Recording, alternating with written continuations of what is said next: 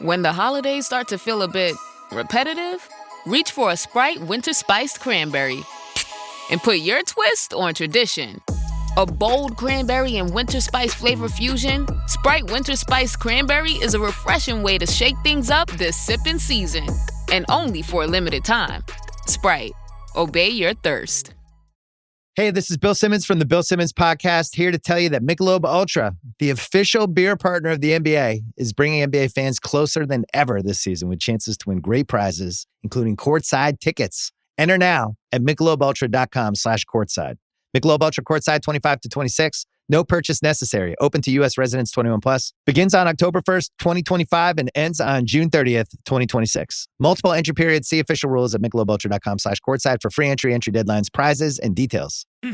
Oh, Hilton stay. Your beds are soft and cozy.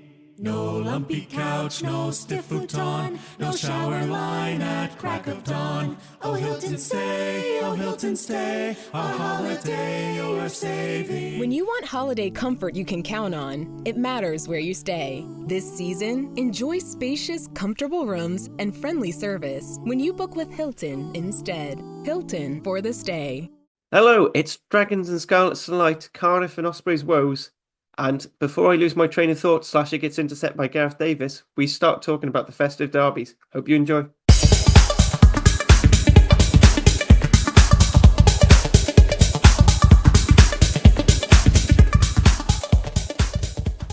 Hello and welcome to another edition of The Wrap. Sorry we're a day late. I had the man flus, so we had to go.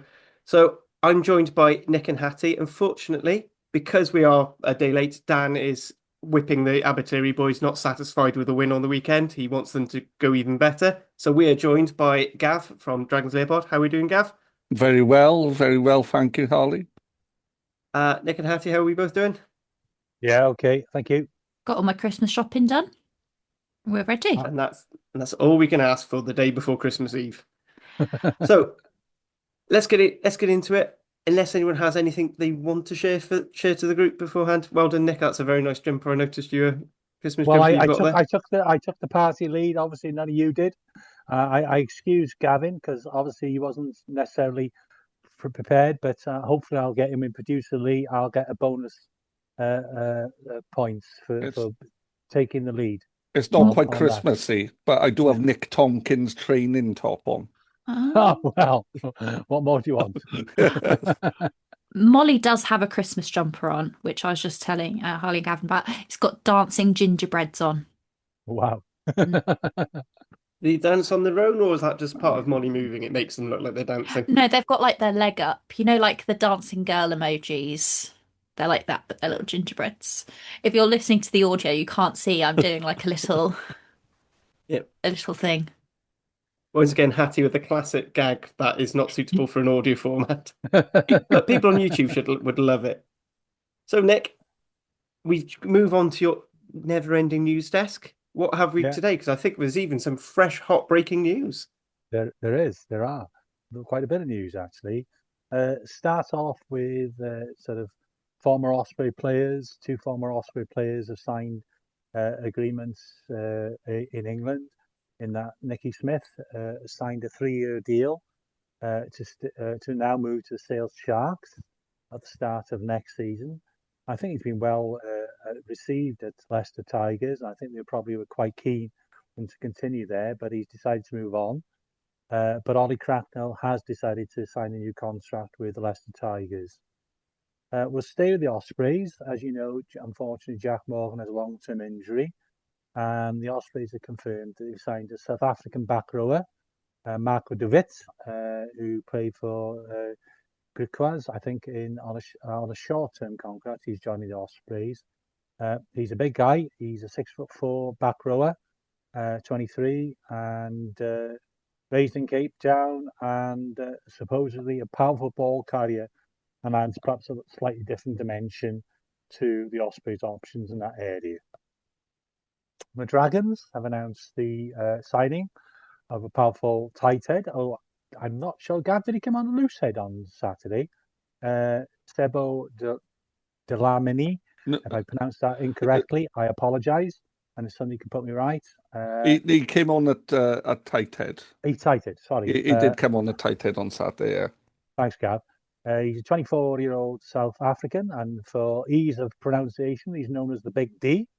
And he certainly is a big D in that he weighs in 118 kilos. So he started his career at the Blue Bulls and then moved. And for me, is a good addition to the squad.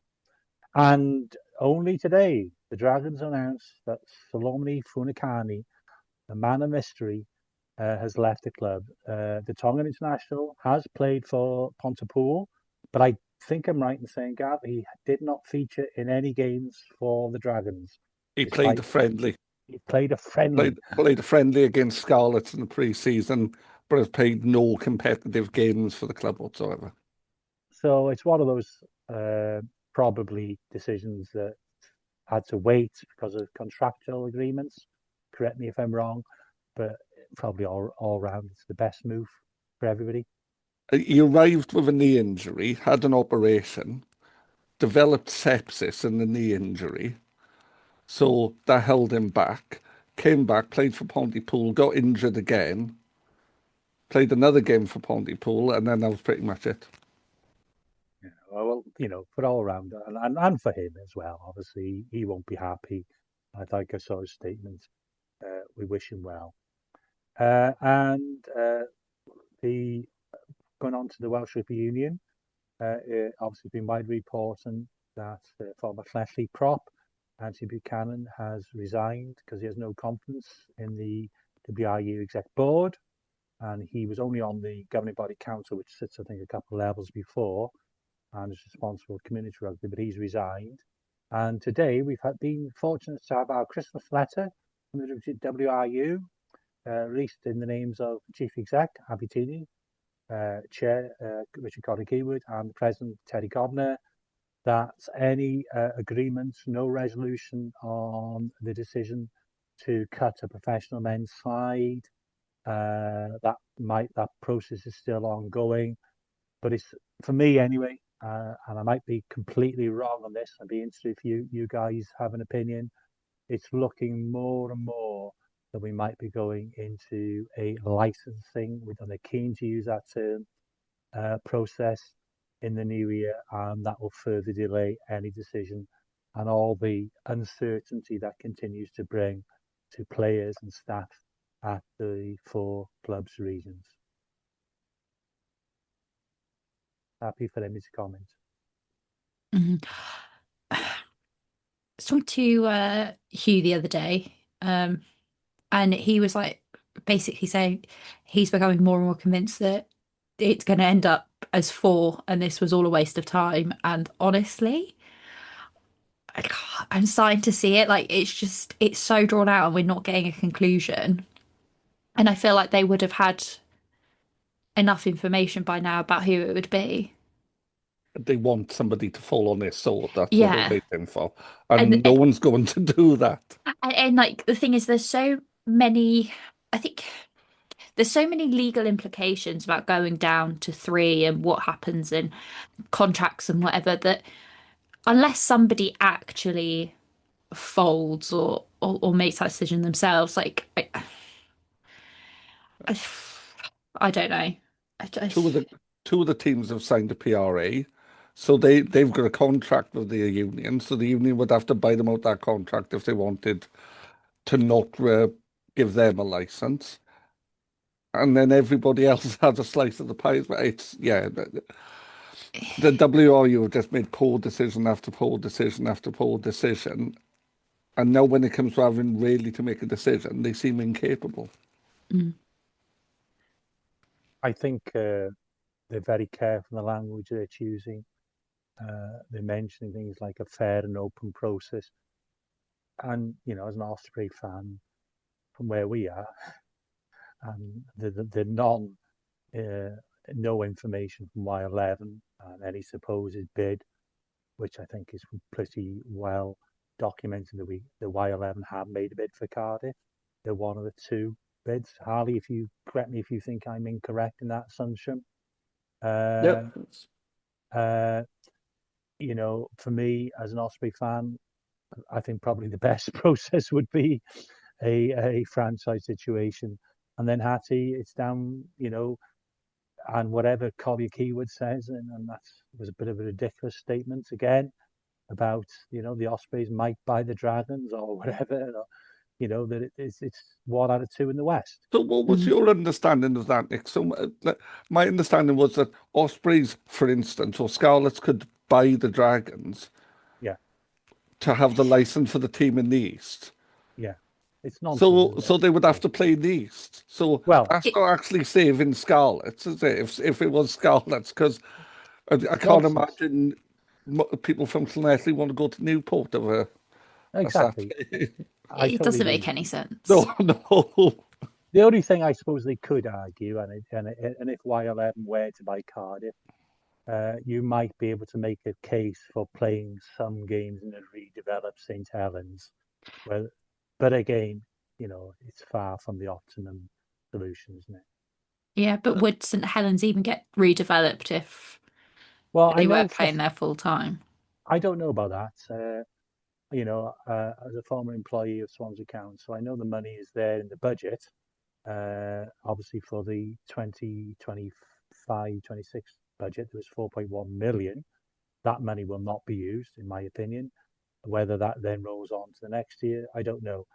It's part of a bigger deal around Swansea Bay development that would allow working in closely with the university to develop health and sort of development and sports development in that area.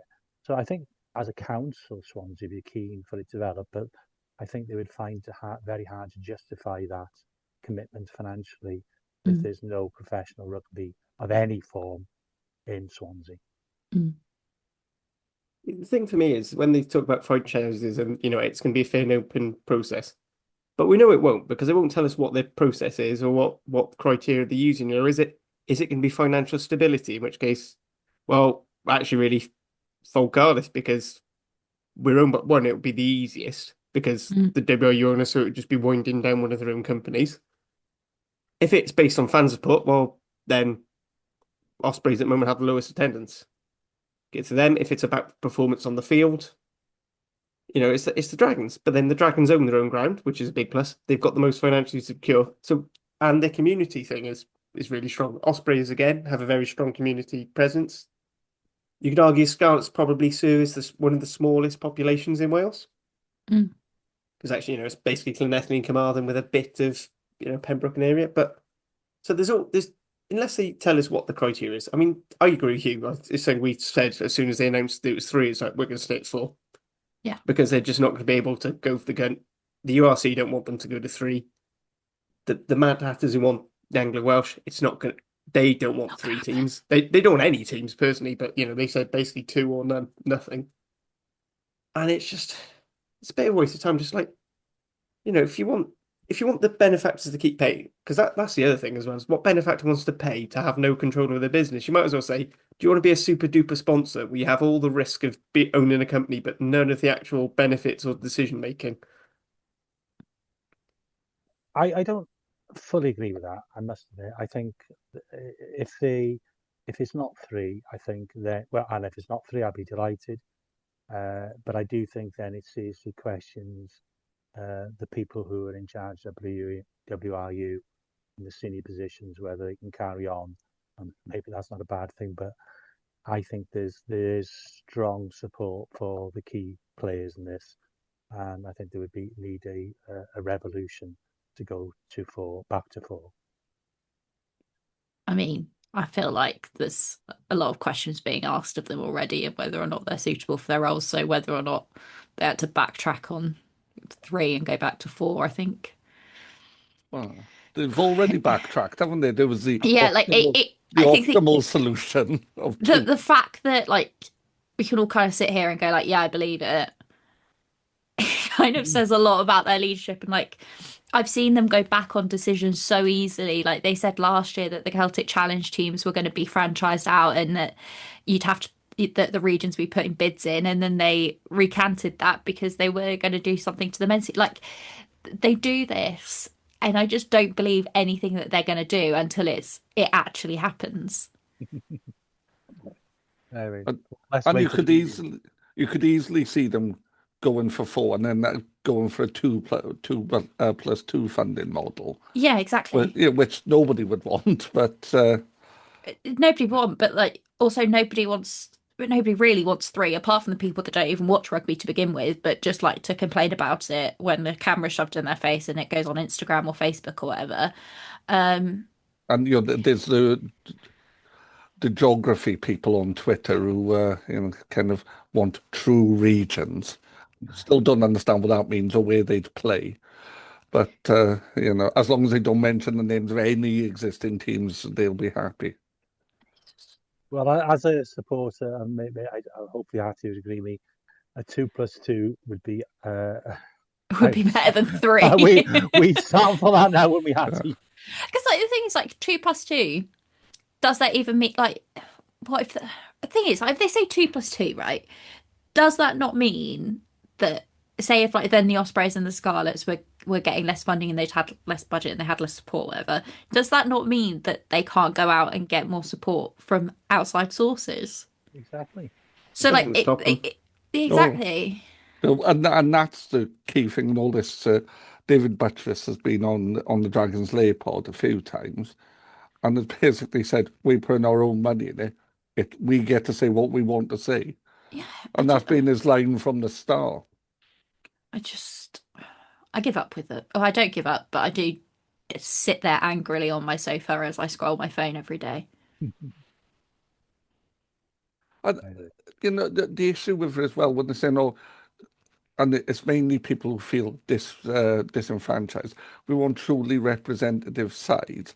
I don't think people really care. We've said on the Dragons Lair, if they said, right, well, you have to rebrand, you can't be called the Dragons, you have to be called the Gwent Steelers. As long as they're playing rugby in Newport, I don't think people really care. Yeah.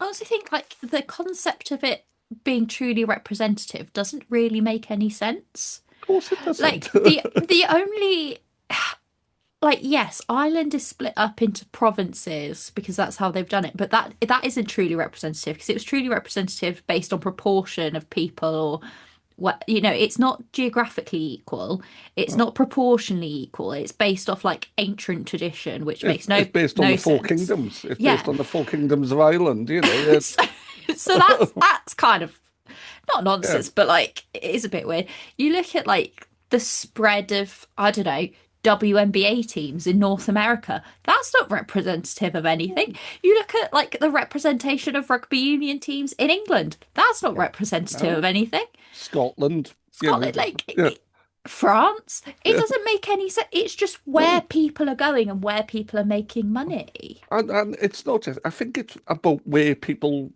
are interested in things as well. Yeah. You see all these people saying there should be a side in North Wales. I used to play rugby in North Wales. There's about 11 people playing rugby in North Wales. Slight exaggeration, but there isn't the play. No one cares. No one cares. Apart from I'm a North Walian. I live in North Wales. I was brought up in North Wales. I lived in South Wales, obviously, as well. But I totally agree. There's no calling for a professional rugby team in North Wales. Yeah, RGC, go on. RGC is fine.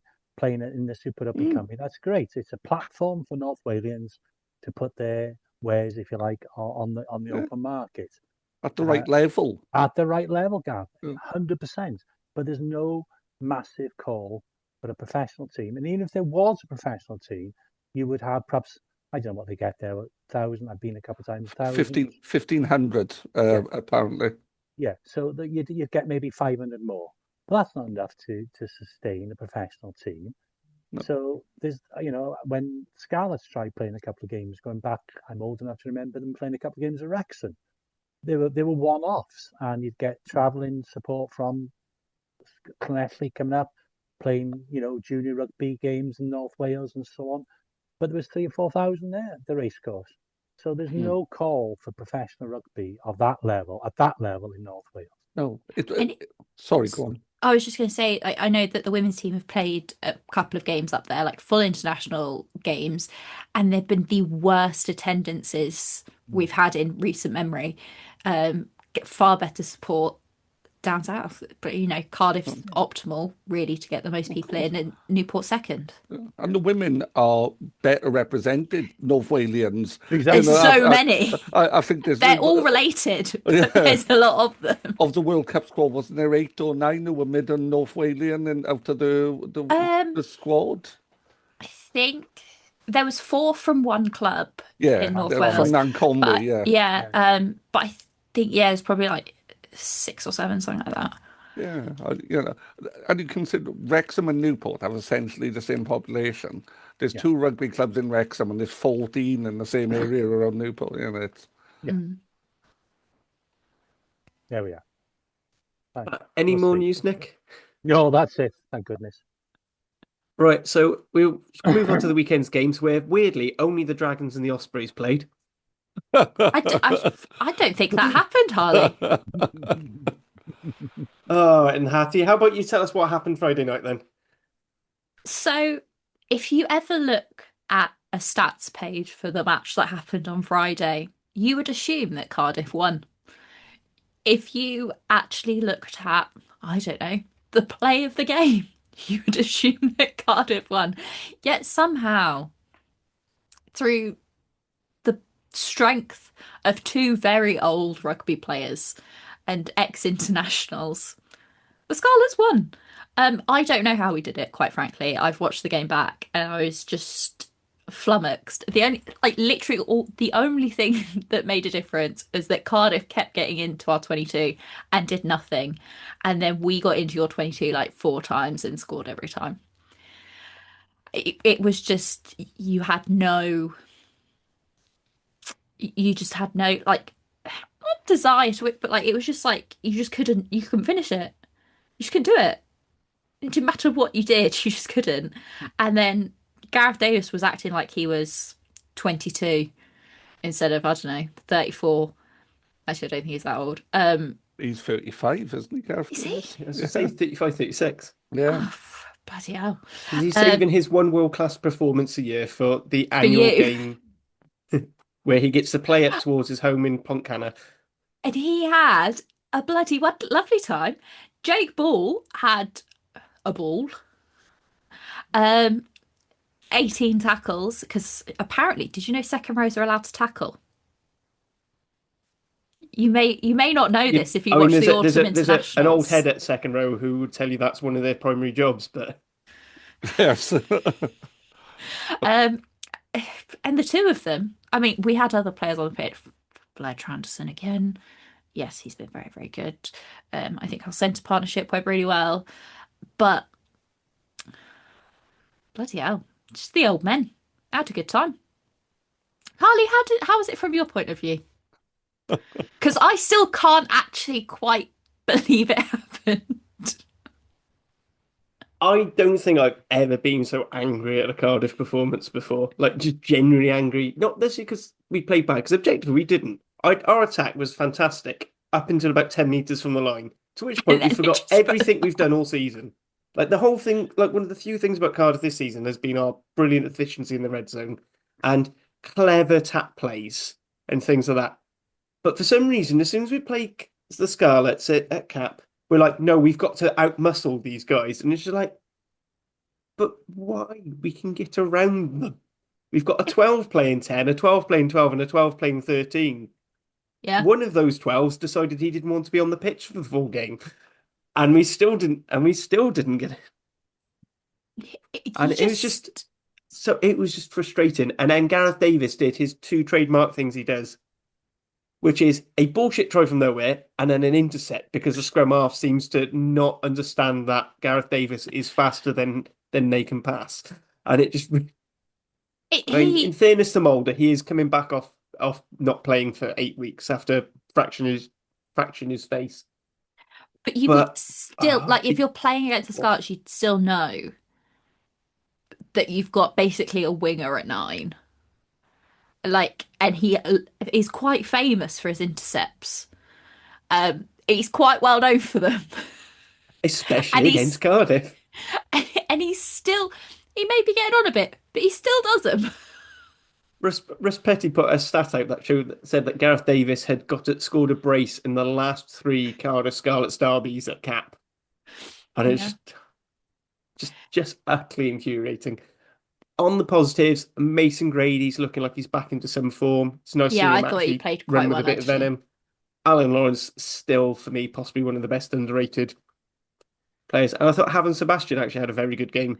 He did. As good, which I don't know what's happened with those 2 former Scarlets props we've got, but they suddenly learned how to scrummage. So there was clearly something They wrong at the couldn't do it. Scarlets. They couldn't do it for us, but they're doing it for you. Nick, Gavin, I don't know if you want to chime in with anything on this one. No, it was just a bit of a strange game, wasn't it?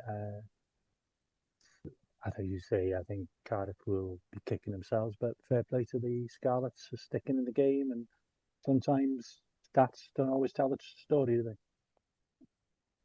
they? It was a terrible game of rugby for 40 minutes and an absolutely insane game of rugby for 40 minutes.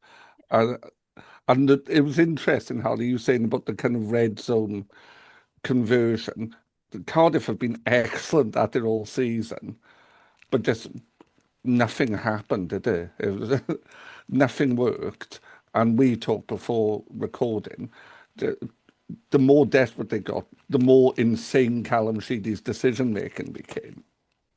I feel like it's almost like our defense was really good and it just frustrated you and it just became like this mental game. And like Callum Sheedy just had a bit of a Callum Sheedy. Sorry. He's got in his locker, hasn't he, to make absolutely shocking decisions. Yeah. And just yeah. I think I remember when people were like, oh, we need to bring Callum Sheedy back into Wales, like blah blah blah. It's like, well, actually he also does shit like that where he just has a brain fart for 40 minutes and he doesn't know what he's doing. I think the best way to describe it is Callum Sheedy is the player everyone thinks that Finn Russell still is. Yes, that's really good. But also You people know, think that Callum Sheedy is like 21 and he's definitely not. No, he's also what's he not now, that. Harley? Is he 27? Yeah, 27, 28. It's not. He's still not that old.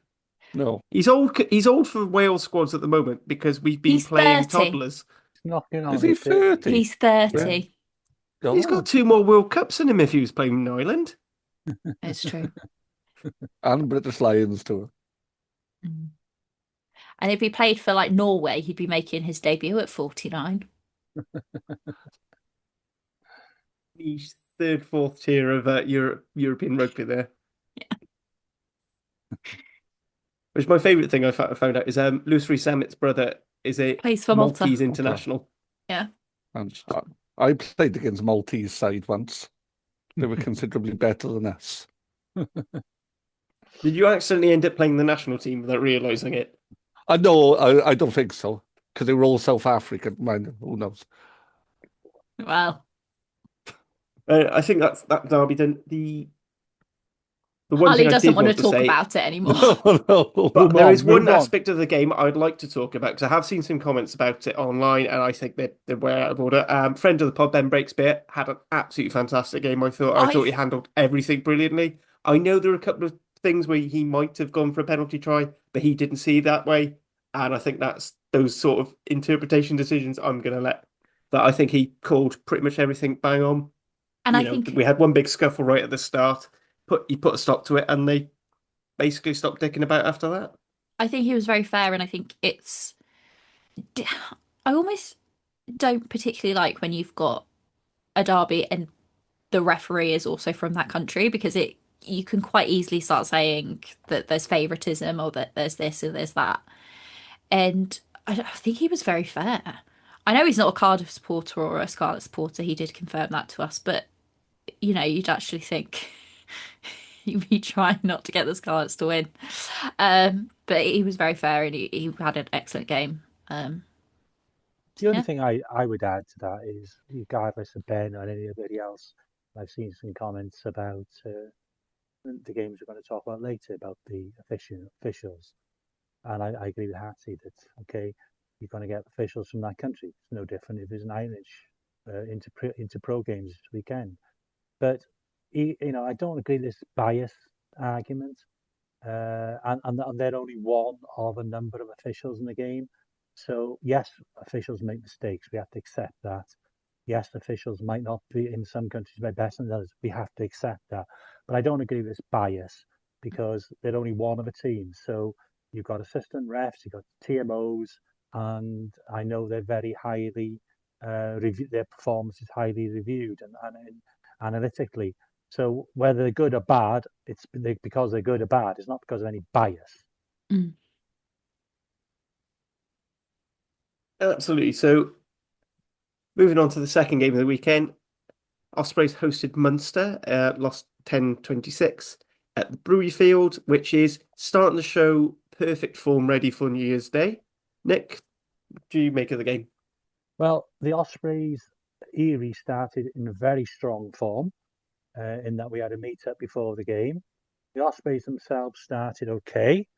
They put a bit of pressure through some driving lineouts, but in fairness, Munster defended very well, and they only had a penalty to show for it. There were a couple of I heard Mark Jones afterwards, and I'm obviously an Osprey fan. I'm supportive of Mark, and I think he's a very good coach. But I thought a couple of the calls were very strange. Morgan Morse and Morgan Morris are very strong players, but they're not line-out specialists, and we lost two line-outs, which are key in the bigger picture when we threw it to the back.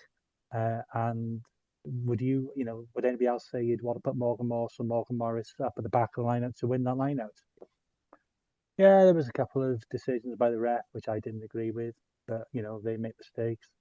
Thought the yellow card for Nagy was a bit harsh. But Munster played their game, didn't they? They got a bit of possession, they scored, and pick up some driving more. So, we came out of that quite well at 5-3 when we were down to 14.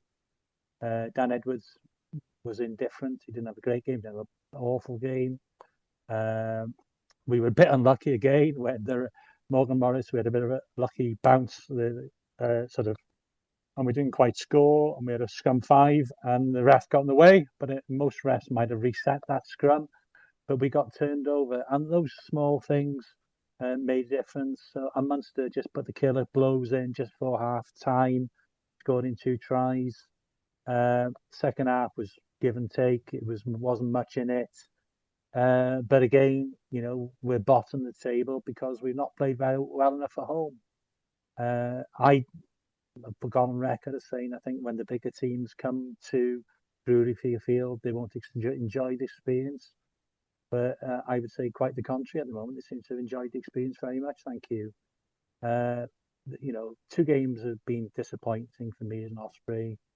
The games against Glasgow and against Munster, physical teams, and we haven't really, done enough to win those games.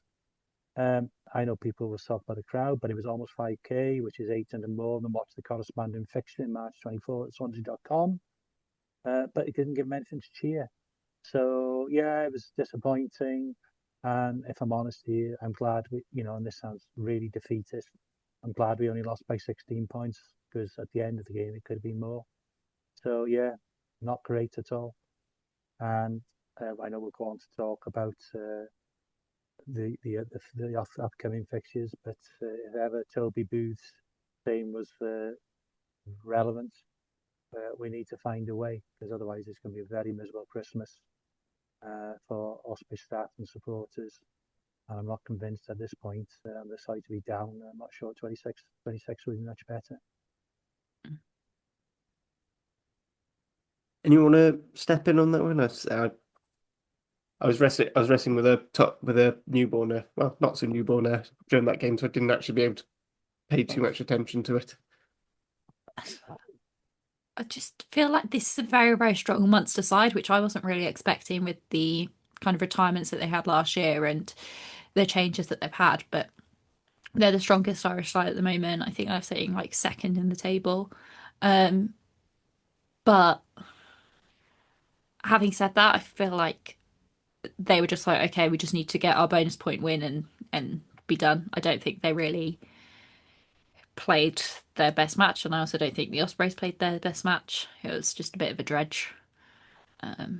But yeah, hopefully, I say hopefully things improve. Not this upcoming game for the Ospreys, but you know, And not the one maybe after that. The one after that one. Yeah, maybe like a bit later. Lions Yeah, home. Europe. Do one in Lions Europe. home. Yeah. And hopefully the pitch improves. Well, we got It's getting a bit boggy. Yeah, the dry weather is forecast. So, and obviously, as an exciting attacking team that we now are, the heavy pitch is not suiting us. No, it's not. It's just a bit claggy. Brewery Field's always been awful playing surface. So I'm sure you remember, Nick, like kind of late 80s, 90s. It wasn't a great playing field then. The river's quite close in the Gav, and I think the water table gets up. And I think, as I say, hopefully the dry weather that's forecast this week will mean that it will be a better surface for the New Year's Day fixture against Cardiff. Just gotta hope Bridgend don't. I think it's Bridgend versus the Rags in between. So just gotta hope they don't tear it up too much.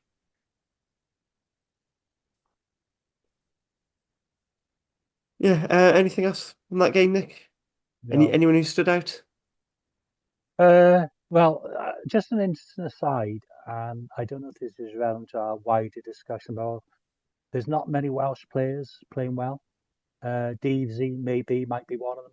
Moriarty, who quite rightly had a rest, but all the other players who I would say are playing quite well for the Ospreys, well, like both I did a few years Welsh qualified. He does his job. Are all non-Welsh players. I'm thinking of Cockasinger, Kafende, Boshoff, Ryan Smith. The best players for the Ospreys at this current point are non-Welsh. What do you think? What do you think that would be then? Do you think that's issue of development, or just a lot of players have dropped off in form, injuries? Probably the uncertainty, isn't it, Harley? At the end of the day, there's only two teams been mentioned. The Ospreys have probably had the most mentions about an uncertain future. We've got our two best players who understandably have decided to move on. So therefore, it's not a great environment. Well, if no one else has anything to say, I think it's time to bring some happiness into the squad, because Dragons have not just won their game, they've won the second game in a row, and they absolutely thumped Connacht. All right, they let him have they even felt so confident they took pity and let them get a try bonus point right towards the end. It was some proper garbage times. Gav, you were actually there. You made the trip up to Newport. I did. How was it? It was amazing, to be honest. Yeah, I was stood on the terrace with Jamie and Gareth, who I do the Dragons Lair with, and we just kept turning to each other and go, what the hell is happening? You didn't say that, Gav. You didn't use that word. No, I did not. I used slightly stronger language at the time. It was unbelievable. Because it wasn't the Lyon game. I still don't understand how we won that, because we were poor. But we were excellent for 65 minutes. Dominated them physically everywhere around the field. Bundyaki did nothing. And Niall Owen just had him in his pocket for the entire game. Every time they carried the ball, we just disrupted them. The number of knock-ons was huge, and it wasn't because the surface, it was wet or anything. It was literally because we were just continually in their faces. Ryan Woodman making 18 tackles. Levi Douglas, who joined us this season, just bringing a physicality that we haven't had at the club since Rowlands left. Just every time, he could only do one run in every kind of 4 or 5 moves, because he needs a little breather. He spends a lot of time having a whiff, but every time he got the ball, he's just running with defenders hanging off him. Harry Keddy, we were missing Wayno, but it didn't matter because Harry Keddy was just Wayno essentially, taking the ball over the line whenever he got it. Shea Hope at 9, just bringing everyone to play. And on the Dragons Lair, we've been really critical about the attack, but the attack just clicked. Fine and Nisi at 13, just give us a bit of go forward. bit of sleight of hand. And then, oddly enough, if he gives the ball to one of the most dangerous wingers in Welsh rugby in space, he'll do stuff with it. And Rio had his best game in, well, at least a year. I know we were speaking to his mum on the terrace after the game, and we were all saying how pleased we were for him, and he absolutely deserved that performance. But it was difficult to pick a man of the match, to the point that on Premier Sport, they actually selected the entire 23 as the player of the match, but because everybody played so well. And everything just clicked in a way that I haven't seen. It's the best win since we beat Munster, the first game of Di Flanagan's era. Bear in mind that's only our second league win in 18 months as well. And the atmosphere, slightly less than the Brewery Field. It was 4,700, but it was raucous. And I remember Rodney Parade being like that 20 years ago, and it was bad. I would not want to have been playing there. Every time someone dropped a ball, just the entire terrace shouting Eeyore at them. It was just this really kind of quite hostile environment. And and there was a lot of people drinking quite early on in the day, so quite a boozy atmosphere. But it was good. It was old-fashioned rugby environment. It was it was great. But we've got stuff to build on now. We've got players who are playing with form.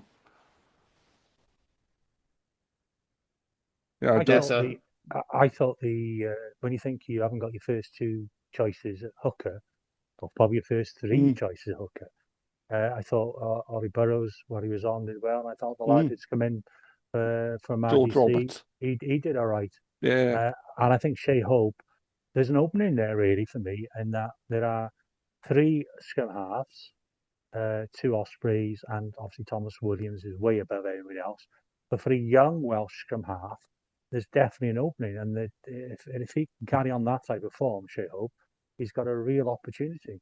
He turned the tide against Leon. When he came on against Leon, we became a better side. And the three tries that Connacht scored in the last 15 minutes also coincided with Rodri coming on. And no criticism of Rodri, he's been around forever. But we lost a lot of the zip that we'd had for the previous 60 minutes there.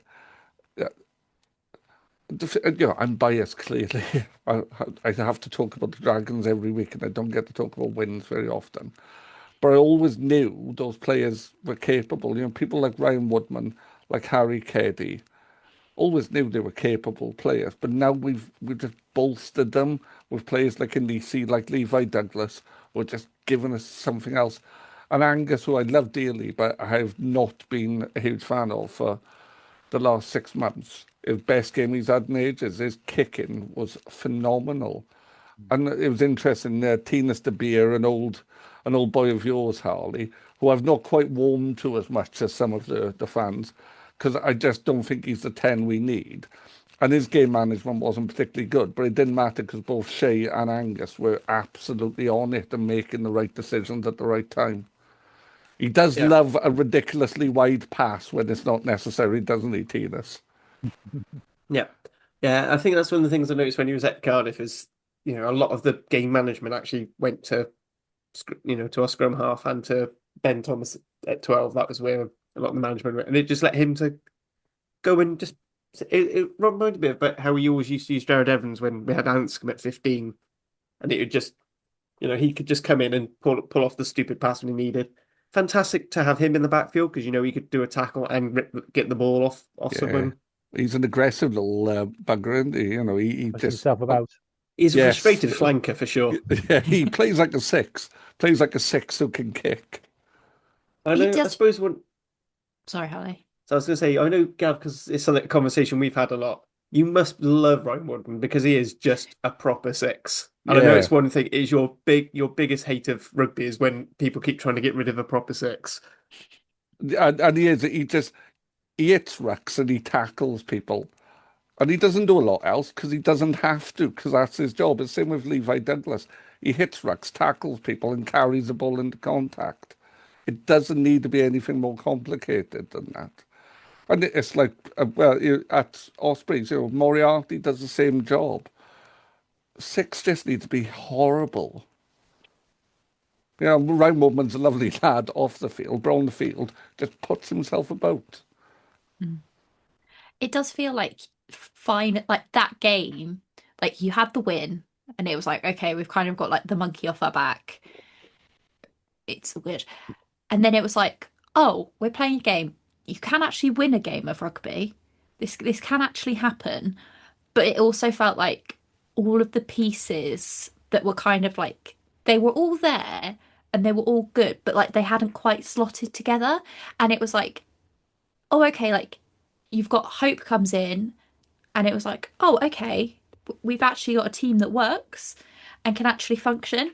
And you're right, it's when he came off, things started to, go a little bit wrong. And I think when you identify those key bits, it's like, oh, we've got it now, and you can kind of get on a roll. Whereas it'd be really, really difficult when you actually can't figure out how all the pieces fit together. And because the Dragons have not been, it's not just like, oh, that they've lost, like they've had some pretty horrendous losses as well. And now it's like, okay, this isn't just like a scraping by win. This is like Connacht were on, like they were getting frustrated because they just could not, they just couldn't, like they just could not get anything right. And it was down to the Dragons just being frustrating rather than Connacht having a particularly bad game. Like they just couldn't do it because the Dragons were so good, which is not a phrase I've ever uttered. No, not what I've said a lot, if I'm honest. There was a physicality that we've been lacking for a while, certainly probably since the days that Dean Ryan was coach. And, players, lots of our forwards are great lads, but just didn't seem to have that physical edge. And I think now that we've brought guys like Robert Hunt and Levi Douglas in, who really are very physical players, and Big D, again, his calves are as wide as my waist. These are big lads. But that's brought Woodman out. It's brought Teddy out. And Harry Bedell at 20 years of age, at 7, was at every breakdown. Yeah, and then we brought Thomas Young off the bench to replace him, which isn't a bad replacement. It was a different side. We've got to do it again, though. We have to do it again on Boxing Day. I'll be honest, I'm a lot more worried that you might actually finally do it.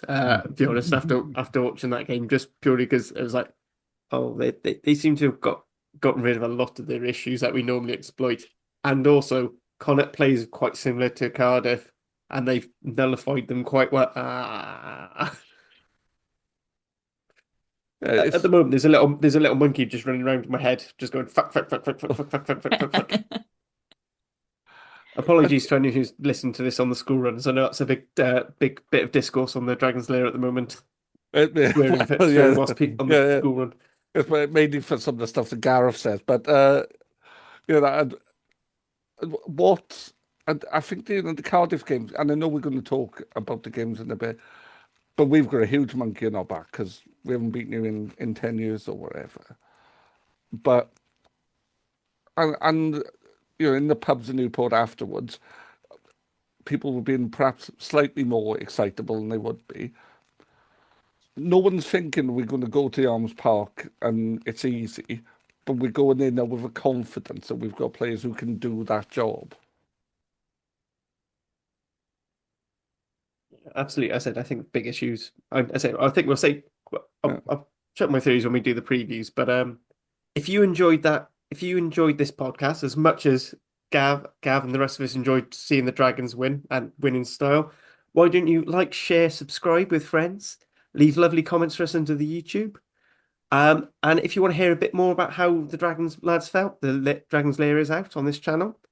If you want to hear more of the Ospreys perspective, those boys are recording. If not this week, I'm sure some point soon. Next week.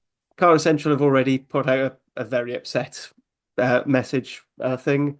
Scarlets, I imagine, are out or thereabouts. They're usually doing something. And then if you're interested in the level below the game, we have the SRC pod. Or if you're not that worried about Welsh Rugby at all, we have the Global Game Line, where we have the URC Rewind pod. Wall Street Journal, who, even though there doesn't seem to be any American rugby going, they're still plugging away, which fair play to them. And we also have a bit of an animal if you're of the South African persuasion. But anyway, that's enough pods and sharing. We're now going to talk a little bit about women's rugby. So, Hattie, can you give us a Celtic Challenge breakdown, please? I can indeedy. So we started off with Gwalia away. They were playing at the Clovers, who are a Munster Connacht side, and they were playing in Dublin. Because of course they were. Why would they not be playing away? I have to be honest, I am not a Gwalia fan on paper. However, I was really, really impressed with them. I think they played incredibly well. It's really unfortunate that it was a loss in the end. I think if I can get I can't get the results up because I can't find it. But it was very, very close. I think the Clovers pulled away in the last couple of like 10 minutes or so. And I think that just comes from their like the sides are a little bit more professionalized, the coaching is more professionalized. Yes, they have the Celtic Challenge, but underneath that they have the Interpro series, so they're playing in that environment as well. And then they've got their club environment, so they're just playing a lot more rugby. As I said, the coaching setup is more professionalized. They've got more professional players, they've got more experience in there. The Gwalia girls are a bit younger, so yes, when you have Maisie Davis on, who by the way was the best player on the pitch by far. The commentators, I really dislike the Irish commentators in the Celtic Challenge. And they were kind of like taking the mick out of her and being like, oh, she's playing like she wants to get the player of the match trophy. No, she is just that good. She almost got a 50-22 as a loose head prop. And she's like 19-20. Like, it's mad. She was playing so well. Tilly Bukai, who is newly capped second row, she had the best game I've ever seen from her. She was incredible, and she ended up getting player of the match as part of the team celebration, not celebration, but the team kind of review on the way back. Played really, really well. But yeah, it's just a bit unfortunate that they lost, but it was a clear improvement on the rugby they were playing last year. And it was really like those last 20 minutes or so that let them down. The Brython game. Oh, sorry. I was going to say, so final score was 35-31. And I'd like to point out that, again, I was dealing with parent stuff. So I thought, all right, I've got 5 minutes. I'm going to check in because I saw Gwalia were in the lead and they conceded 2 tries instantly, which sort of describes like, my Harley, weekend. stop it. And I just went, I'm not watching any more rugby after that point. That was it. It was just, no. Because the team I wanted to win started losing every time I turned the TV on. But they played so well up until those last couple, and then it just kind of fell off. The Brython game, as a Brython fan, I played against Glasgow Warriors, who last year, I think, won 2 games. One of which, oh no, they won 1 game, I think, and lost and then had a draw, but that draw was because the game was cancelled due to weather, and that was like their only points on the entire table for the whole year. They are so bad. They are they were 6th the first year, 6th the second year, and yet they absolutely smashed Brython. Brython were it was honestly, as a fan, when you're watching a game and you're almost embarrassed that that's your team, it was just like, how on earth have we fallen apart like that? I don't know, Harley, if you've got the score up, but it was just a blowout in the end. Yeah, 36-17. Yeah, it was just horrible to watch. They completely fell apart. I felt maturity was a severe issue in that side, especially at 10 with Hannah Marshall. I think she has great moments, and then she just hasn't quite learned when something's on. So she'll constantly be trying these really, really risky things, and it doesn't pay off. And she's been playing a lot of sevens, and so she went in at one point for a jackal.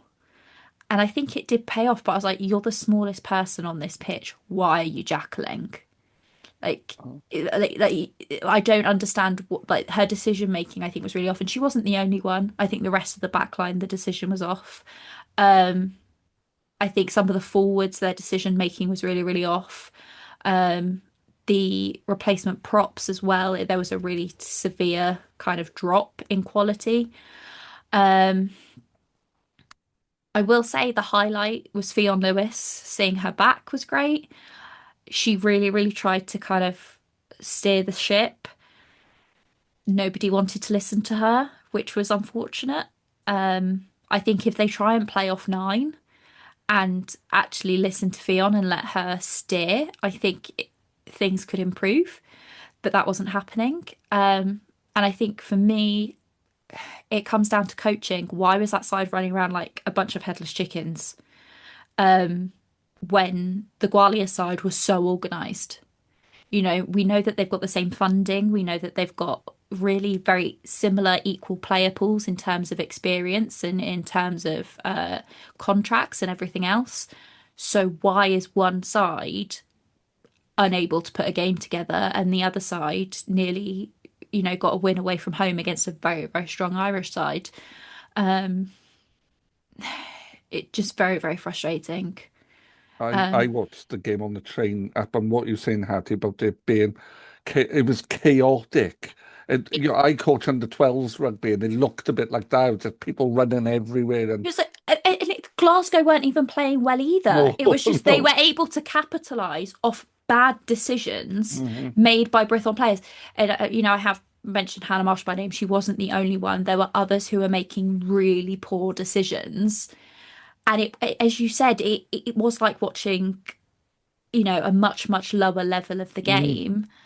Um, It was chaotic, and a lot of the basics weren't happening. There was, I think it was just on the turnaround of the half, because Brython were leading at that point, and they had about 4 or 5 penalties in the 22, and they had few scrum penalties, and it was 3-on-1 overlap, and the ball just got dropped, and no yeah. pressure whatsoever. It was just very, very frustrating. And there were players on that pitch who, like Amelia Tutt, I think had a really good game. She's been playing, she was at Leicester and then she was at Saracens. She's just not really had a chance in the PWR. She was really, really good defensively, really, really good in attack as well. And, when you're a winger, you could come in and you can try and get the ball as much as you can, but if nobody is passing to you and if everybody around you is making mistakes and if you're getting a bad pass, you're getting it like there is nothing you can really do to change that situation. And Fionn Lewis, she can pass the ball out, and if people then don't listen to what she wants, or she could be there at a ruck and nobody's in position for her to pass the ball to, or people are getting in the way, and then people are getting in the way of Fionn Lewis getting to the ruck. It's like the number one rule that you learn is don't get in the way of your nine. And it was just fundamental basics, just going very wrong. Having said that, it's the derby this weekend at Cardiff Farms Park, I believe. Um, I'm predicting a Gwalia thrashing. I don't think there's any other way of putting that. The only odd thing we talked off air is Gwalia allegedly in my team. They represent West Wales. Brython. Brython, sorry, Yeah. Brython. Sorry, Brython. But I don't really feel it. Obviously, the Welsh. I want both teams to do well, especially. But I don't feel any skin in that game, as the saying is, because for whatever reason they play all the games in Parc y Scarlets. I have no issue with that. Mm. But I don't feel they're just two Welsh teams, and I want them to beat the Irish and Scottish teams. That's all I feel. Mm. But maybe that's just me, and apologies if I got that wrong. Yeah, I think as somebody who's kind of been following for a while and gets, insider gossip every once in a while, and having eyes and reading things. Obviously Gwalia are a bit better at splitting, although they are kind of Dragons based, but they have played games at Cap and they were originally affiliated with Cardiff. I think the Scarlets Osprey situation, it is really difficult because there are actually a lot of Ospreys girls in that squad. Um, the North Walians are kind of split between the two. Um, it is interesting because when the Celtic Challenge kind of started, it was when the Ospreys were saying we want a team in the PWR. So I think that's probably why. That's not going to happen. We know that's not going to happen. But yeah, I do see it. I can understand why. And I think it would make sense to split the games maybe between the two, but that's obviously not going to happen when the Ospreys are playing at Brewery Fields and that they don't have their own ground. And I think they couldn't play at Swansea.com either, and whereas it's a lot easier to play at Park No, Scarlet. So and I understand the logistics around it. yeah, but yeah, as you're right, like you're alienating quite a large base of people who Really? wouldn't The Welsh Rugby Union? alienating. I know. But yeah, I think even if you are, like Nick and you're an Ospreys fan who doesn't feel a connection, or you're a Cardiff fan and you don't feel a connection because they're now playing at Rodney Parade or whatever, I think if you're able to watch the match, watch the match. It got a bit spicy last year, so it should be fun. I said, I mean, because I agree with everything Dave Redden said. I follow players, and because Molly Reardon plays for Gwalia, I'll always support Gwalia until she moves somewhere else. Yeah, and if I you're also ever feel in sorry doubt, for all the people who supposedly only support the Ospreys for Jack and Dewi. yeah, you're Gloucester fans now. Gloucester, I'd like to Gloucester. offer one crumb of comfort for the Brython supporters. Last year, you were also terrible, and I think In the beginning, yeah. you were Glasgow's one win, but you got better because the problem with basing yourself in the Scarlets is you're gonna start slowly, and then all of a sudden, or after about Christmas time, you get better. And I think also like Ashley Beck did mention like because of where they're based, like a lot of them are traveling because they're at uni and they're at Hartpury or they're at Cardiff, and there's travel involved. Whereas when they're playing for Gwalia, they're training pretty much at uni because most of them play at Cardiff Met and they're training at Cardiff Met, and it's just a lot easier to get them together. So yeah, there are different. We got off to a slow start last year, but I don't remember it being that slow or that bad. Actually, it really was quite bad. But as just a quick note, as Harley mentions Molly Reardon, if you're ever in doubt, the Gwalia hooker is in fact called Molly, with any surname thereof. They've got about three. Yeah, it was almost like the officials for the Cardiff Scarlets game, which is Ben in the middle, Ben on either side, and Right. Keith ruining it. Yeah, all the Gwalia hookers are called Molly. Right, I feel like unless anyone has anything else they want to say about Celtic Challenge, what time is the game? It is. I can get it up for you. It's on my phone. As you can tell, I've been really organised because I got stuck in a John Lewis for 2 hours today with my mother. And it's really set me on edge. It is at 2 o'clock on Saturday. There you go. So 2 o'clock in Betwixtmas. In Betwixtmas, and I believe children under 16 are like £2 off free, and students are cheap, and adult tickets are fairly cheap as well. So if you're in Cardiff. There's so many insults you could take, you could pull out of that there, but I shall refrain. So moving on now. So we're going to be taking a break after this. So we're going to do all the festive derbies in one go. So it's only the 4 games to cover. So just for those who aren't aware, Boxing Day kicks off 3 o'clock, Cardiff versus Dragons, and then you've got Scarlets Ospreys at 5:30. Then on New Year's Day we have Dragons versus Scarlets in the 3 o'clock slot, with Ospreys hosting Cardiff at 5:30. So we're all going to take turns. We're going to talk about how we think our teams are going to do across, and then we'll do some final predictions at the end. So Gavin, as you are the guest of the pod and the one riding on the biggest high at the moment, would you like to start? So, I've been watching rugby and Welsh rugby particularly for far too long to get carried away.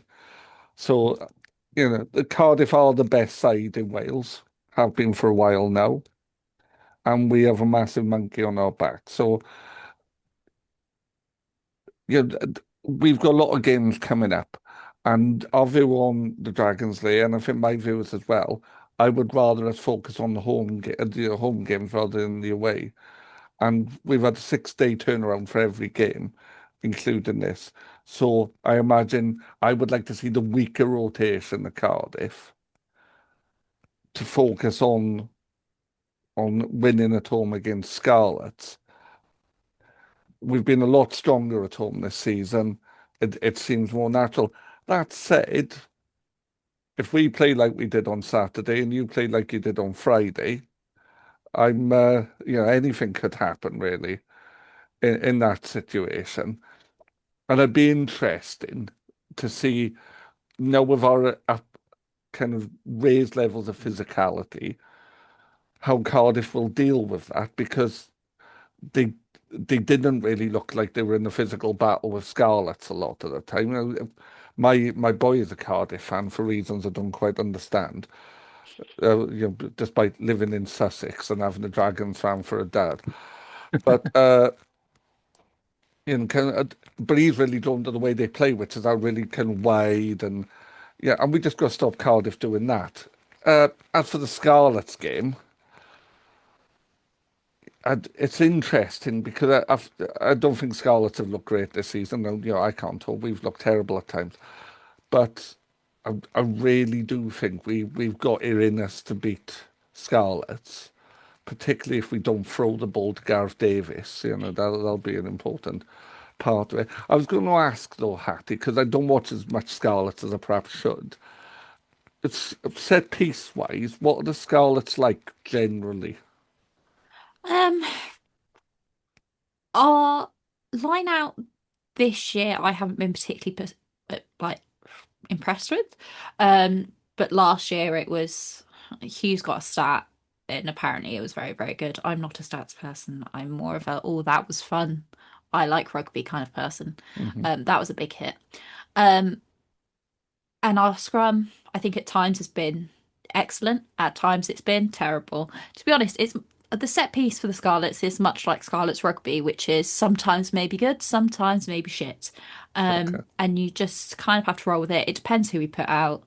I'm assuming for the festive derbies we'll probably have Lousy and Ball, in which case it's a bit more threatening. Yeah, there's more physicality there, isn't there? That's And I think like we had injuries to both of them at the beginning of the season, and I think that really affected, every statistic under the sun, including our winning percentage. on the pod. We said the target really should be of the 4 games we had coming up: Lyon, Connacht, Cardiff, Scarlets. Winning 3 out of 4 would be ideal. And if we come out of the next 2 with 1 win, I'll be really happy. If we come up with 2 wins, I'll be overjoyed. And if we come up with no wins, well, plus ça change. Just if you were interested, Gav, Scarlets are 8th for line out and 14th for scrums. Dragons are 9th and 10th for those 2 respectively. The scrum has improved this season with the arrival of Robert Hunt. But then you say the Scarlet scrum is not great. I think it's been much, much better in the last couple of games. It's the first couple of games is really skewing those stats. I'd like to point out these are just not based on the URC stats, not my own personal rankings of these things. Well, I still think you're wrong, Carly. That's that's fine. my prerogative. You are entitled. Mm-hmm. So, Harley, I've got a question. If Dragons came to Cap and beat you, not you personally, but your Cardiff, it would feel like I had been beaten myself emotionally, yes. Would that be, kind of almost too much to bear? Where kind of having lost to Scarlets in a game you shouldn't have then to lose to us would be almost too much. My fragile mental health couldn't countenance thinking it right now. In which case, I would be all for calling to just close down Cardiff just as the easy way to drop out team, because clearly we cannot be a serious. If we are going to be that adamant that we're not a serious rugby team, what's the point anymore? Have you not gathered by this point that you're not a serious rugby team? I like to at least pretend sometimes we can be. No Welsh teams are serious rugby teams. I have been for a while. I don't think, bear in mind, I've been doing the Dragons Lair pod for 3 years, and in that time, I have talked about 5 wins in 3 years, and 2 of those were in the last 2 weeks. Got a great wheelchair rugby team, though. Yes, yeah, the best side in Wales, and the community work is superb. Yeah, our community work is easily the best in Wales, but I'd like to see it on the field as well for the men. Yeah. Yeah. As I said, speaking of the community work, Josh Gardner on this week's Blood and Mud did go through the list of all the different community outreach things that the Dragons do, just as a sort of point to say there is more to the club. Anyway, that's the Dragons' perspective from Gav. Nick, you've been a bit quieter, so we'll go to you next. Okay.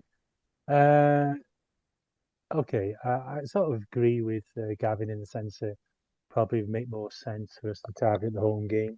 Having said that, we've actually played better when we played away from home this season, and hopefully emotionally we'll be up for it for our visit to Parker Scarlets on Saturday afternoon. Looking like it's going to be a decent crowd there. And we've done pretty well there, and we've done pretty well against the Scarlets on the whole the last 3 or 4 seasons.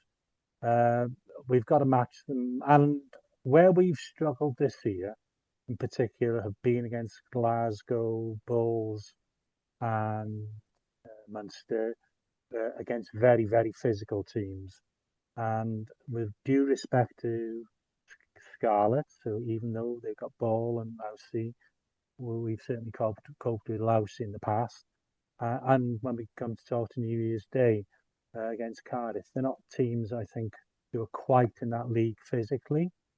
But I probably, when we come to predictions, I just got a funny feeling that Scarlets will just edge it, given that it's at Parker Scarlets.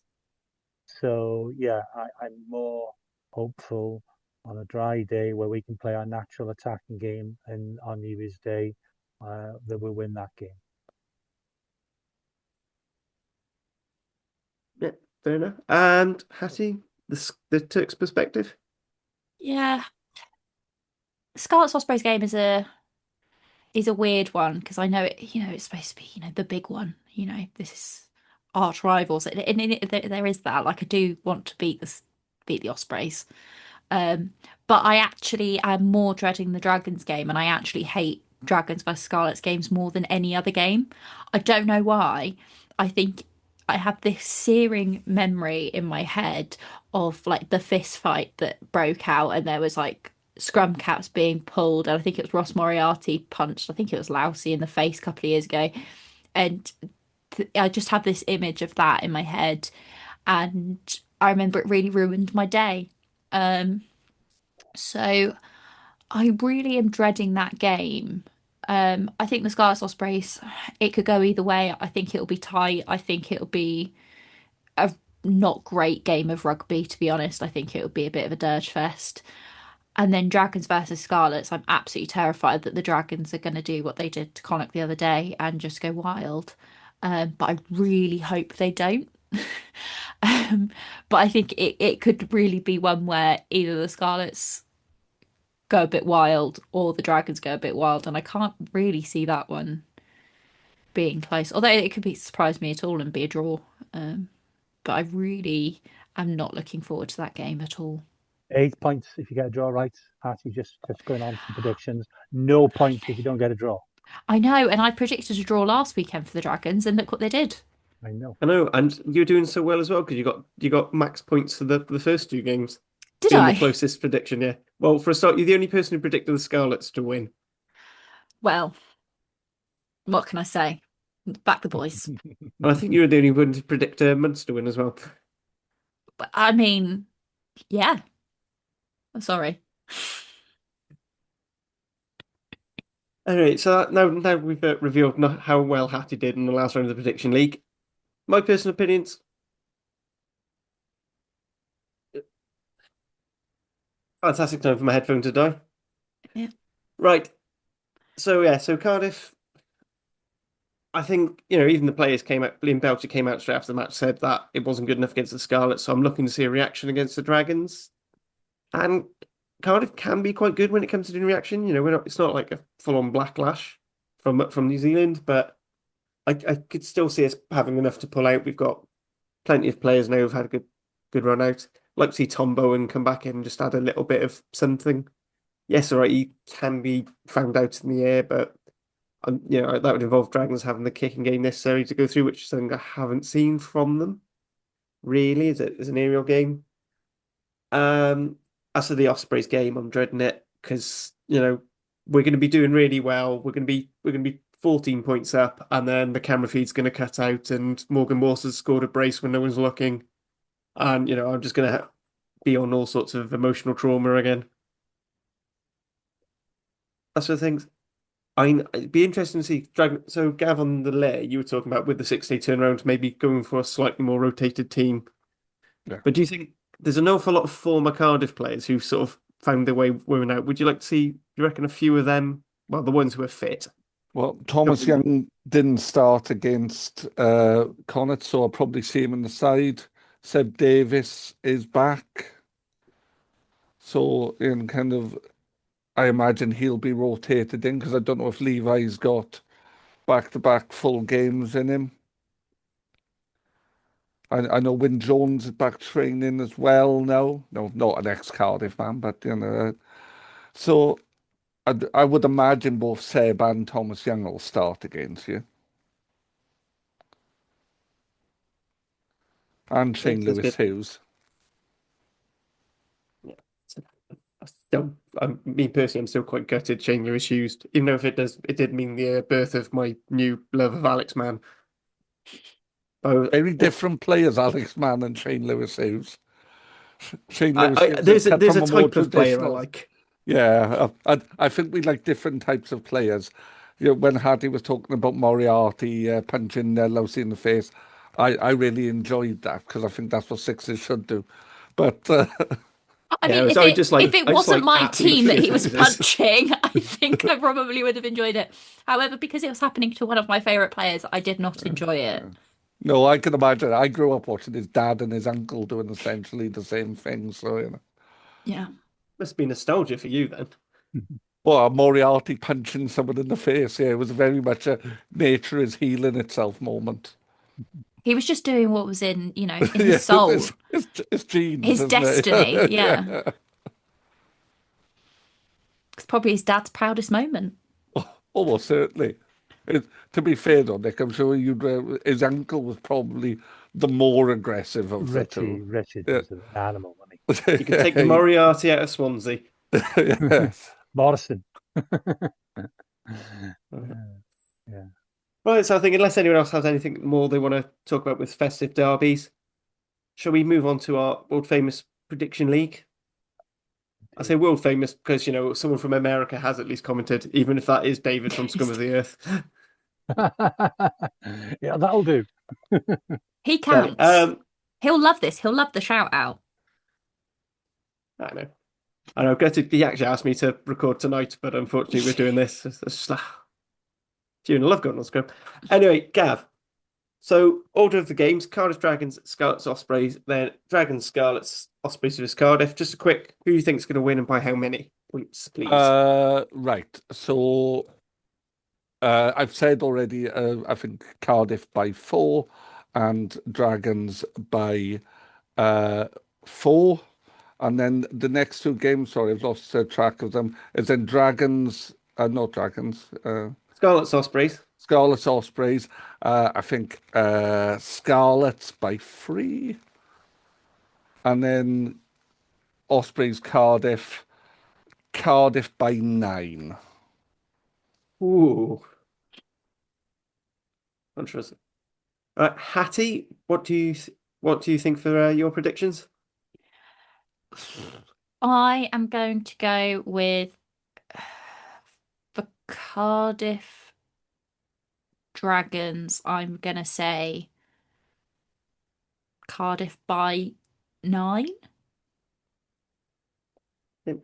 As much as I really want it to be the Dragons, I can't really say it.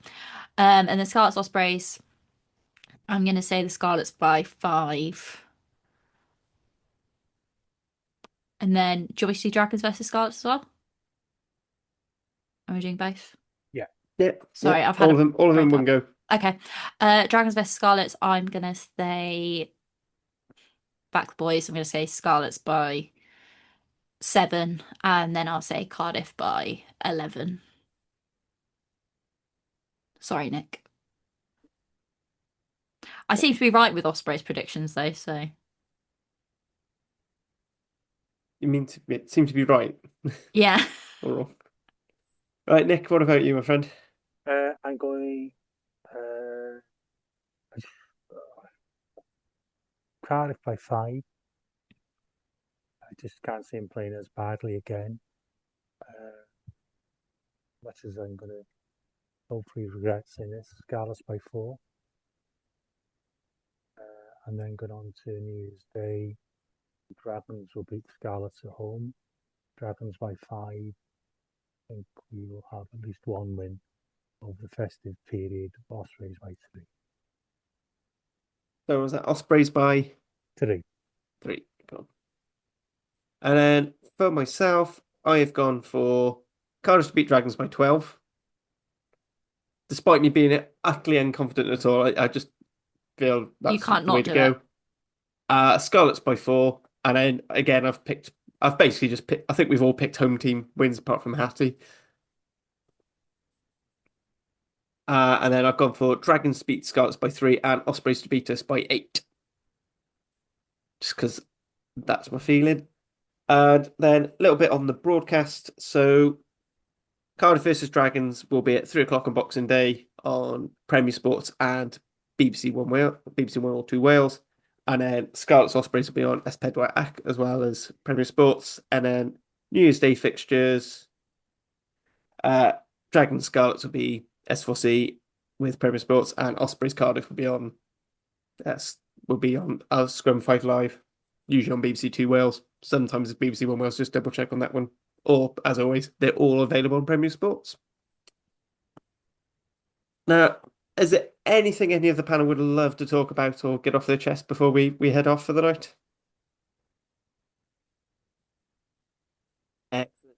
So, all that's left for me to say is thank you, Gavin, for joining us at short notice. Thank you, Hattie and Nick, for joining me as ever. Thank you all for listening, and Merry Christmas and Happy New Year all. Na dog llawen a blwyddyn newydd.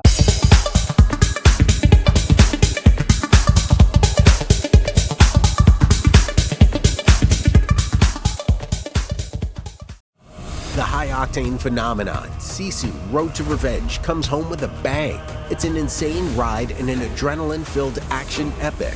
Critics are raving with an explosive 96% score and certified fresh on Rotten Tomatoes, saying it's the action spectacular of the year, with some of the craziest fight set pieces ever put to screen. Don't miss the ultimate adventure. Get it now on Prime Video, Apple TV, or Fandango at Home. Rated R.